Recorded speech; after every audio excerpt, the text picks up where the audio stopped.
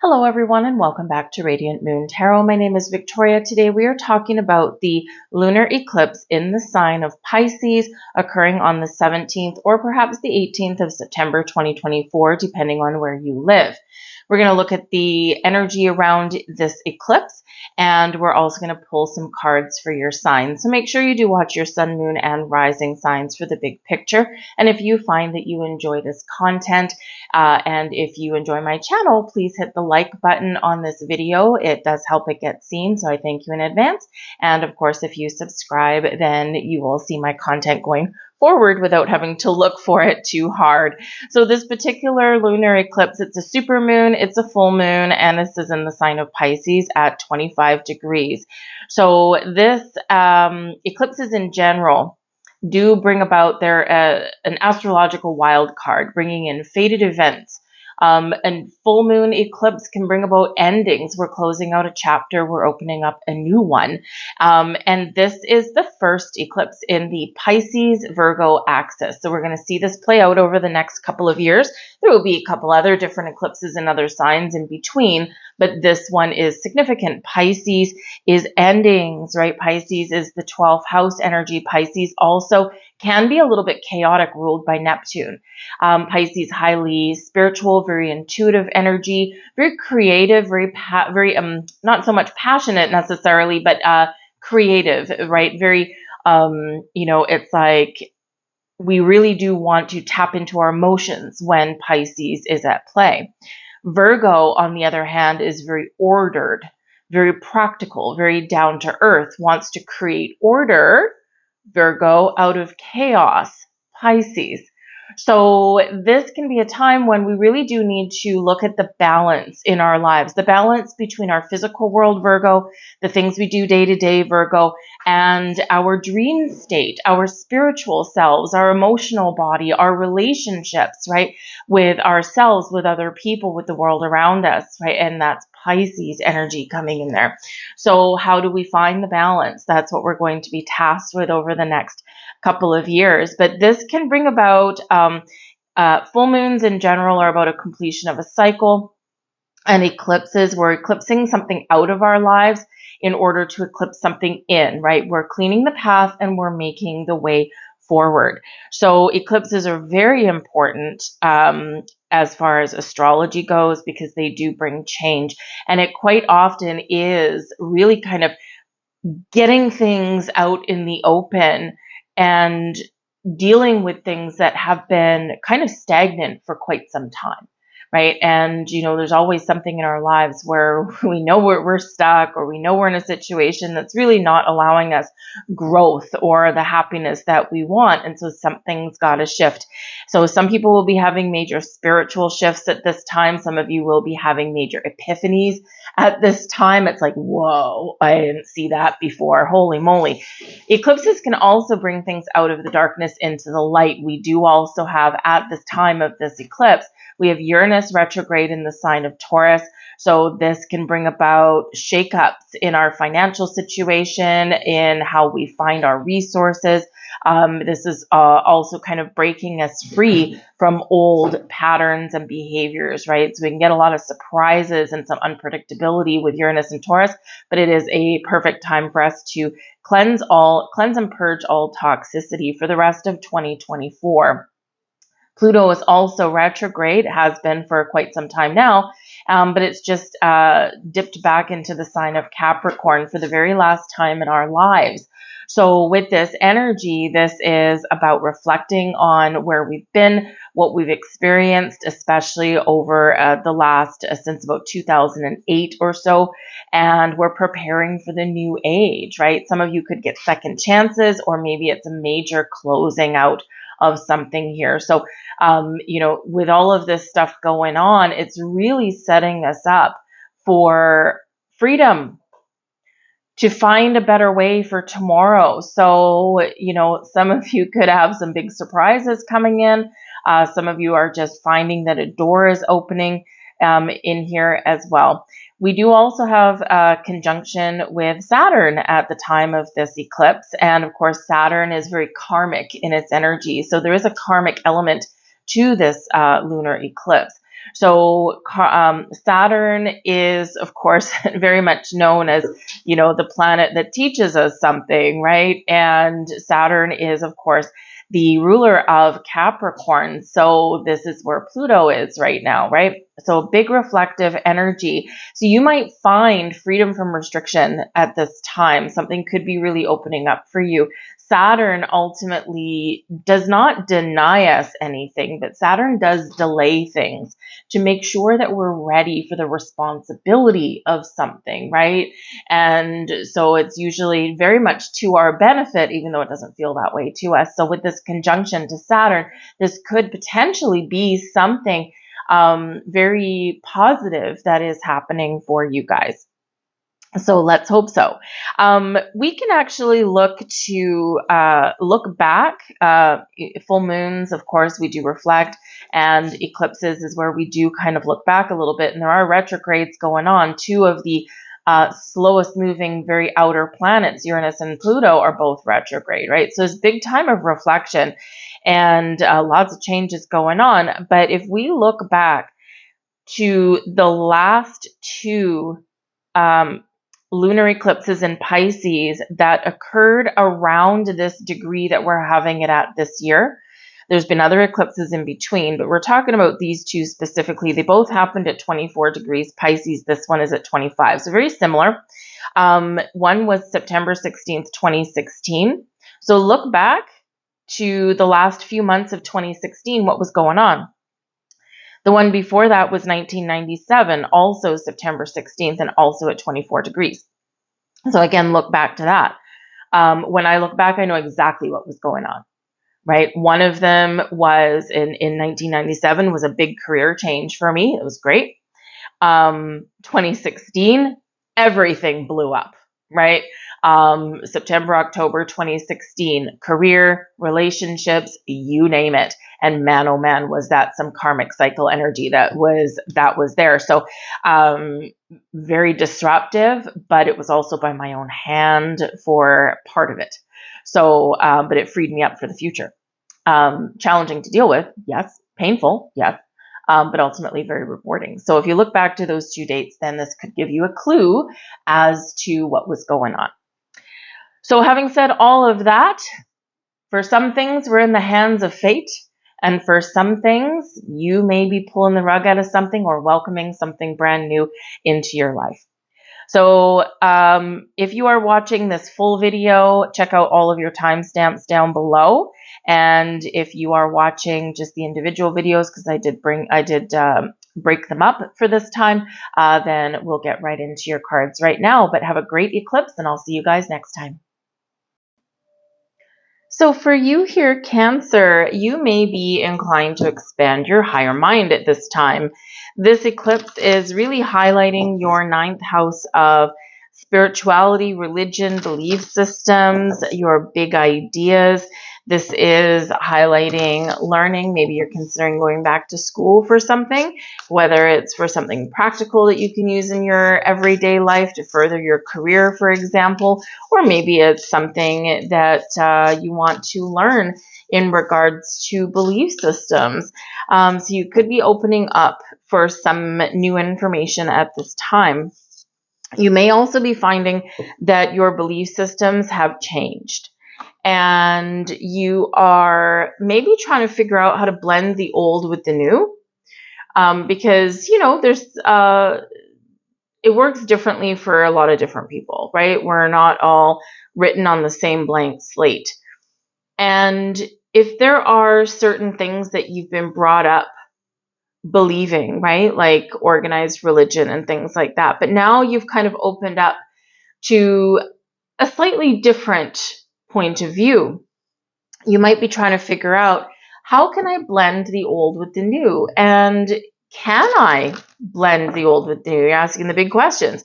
Yes, you can, right? And there are many, many people out there that blend, say, Christianity with spirituality, right? And quite often these things are entwined. So you could be really looking at the big picture about all things philosophical, belief-based, that kind of thing, right? And because, your very in touch with the moon energy, and all of your senses are heightened, right? So especially the ninth house energy, which is Jupiterian energy, all right, the traditional ruler of Pisces, to which we have a square at this particular lunation. So there's something here that's got to kind of shift because it's stuck, right? And it can be a matter of, I feel I see myself moving forward in this direction with the things that I believe in. But I'm also kind of like stuck in the past a little bit, and I don't want to completely let that go. And so I feel like you'll be finding a way if that's what you want to do. This can also be where you're trying to free up some time and energy to travel. Some of you are looking to make some big moves, maybe move to another country or another city.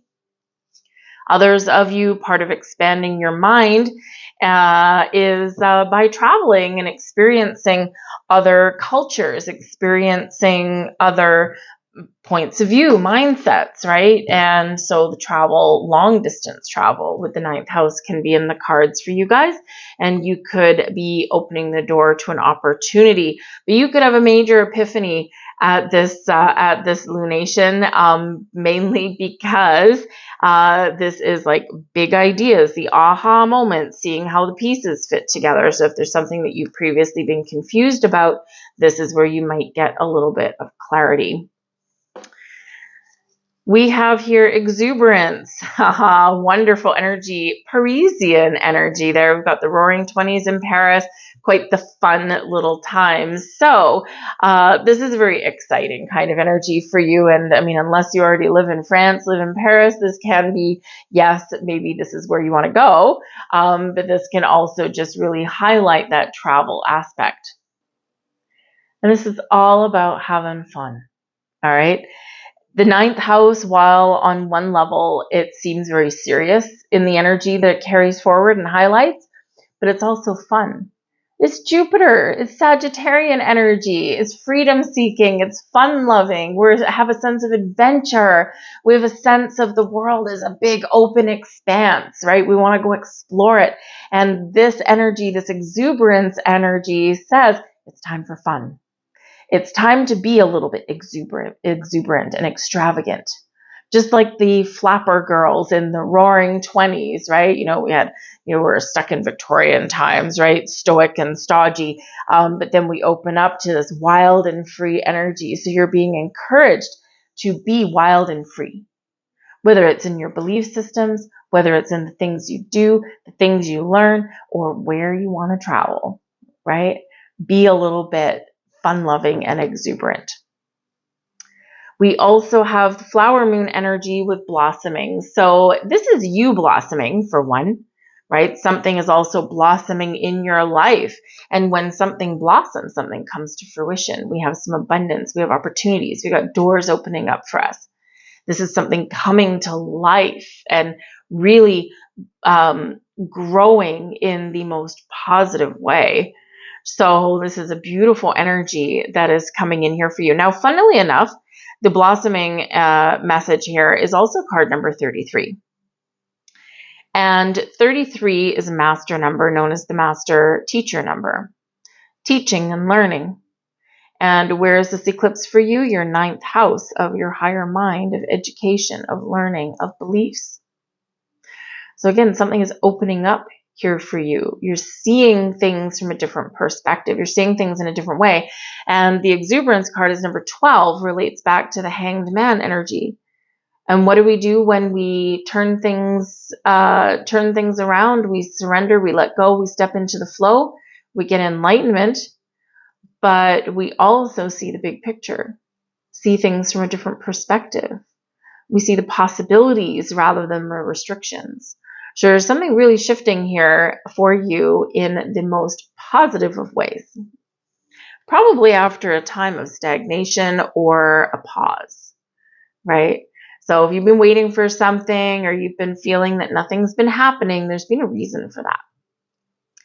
We have the King of Cups coming out here, talk about taking the lead. We've got the Death card, Plutonian energy, change, transformation, Scorpio energy there. And we've got the Two of Cups coming in here, guys, as well. So the Death card is the major energy out of this mix. Whenever we do get the major arcana cards, right, this can be fated events or happenings, things that are meant to transpire. But the Death card with Pluto energy does bring about all kinds of change and transformation. This can be spiritual, physical, mental, whatever it happens to be, something is shifting. And what is the core theme of eclipses? Change. Out with the old, in with the new. End of a cycle, stepping into a new one, right? Shifts in all of our lives in some way, some big, some small. But the Death card here does show that there is some major transformations going on in your world. Embrace them. The best way to navigate change is to embrace change and not resist change. Because change is the only constant that we actually have in life, right? And the more things, sometimes, yes, the more things change, the more they stay the same, right? But they are still different even beneath the surface. So whether you know that it's time to make a change or whether you just sense that there's things changing around you internally, externally, this is the core theme. Now, the Death card ruled by Pluto can also bring something out to the forefront for you. Something hidden may be revealed. This can be something within you that you reveal. This can be something that someone else reveals, or maybe it's just that you're on a journey of discovery. Out of the darkness into the light. There is a healing element that does come with the Death card as well. Now, I do have to say the Death card with Pluto energy, Pluto currently, just as of September 1st, Pluto's been retrograde for a while in Aquarius. As of September 1st, Pluto retrograded back into the very last minute of Capricorn. And this will be the last time in our lifetimes, for another couple hundred years, that Pluto is in Capricorn at all. Hugely significant. It's encouraging us all to reflect on what we've experienced, especially the last since about 2008 or so, and prepare for a new age. This can be bringing second chances to the forefront for some people, but it's also an opportunity to put an end to something once and for all, to put it to bed, to put it to rest. The King of Cups is here bringing you peace and kindness and compassion. The King of Cups can be you taking the lead in your own life and following your heart, doing the things that you love, creating the life that you love. This can also represent a person who you may be partnering up with, someone who really digs your vibe.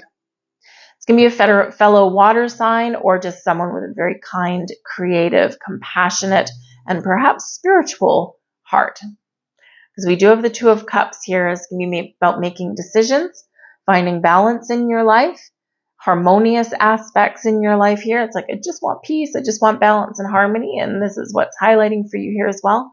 But this does show partnerships and relationships are highlighted for you at this time as well. And you could potentially meet new and interesting people, whether it's in your neighborhood that you're in now, or whether it's on the travels that you embark upon. But whatever it is, you've got changes in the wind for you guys. I'm going to leave that there for you, Cancer. I thank you for watching. Good luck in this eclipse. If you enjoyed your reading, please like, share, subscribe. Free for you, but it does help my video get seen on the YouTube algorithm. So I truly do appreciate that from you. But I hope you have a good one, and I'll see you guys next time. Bye-bye.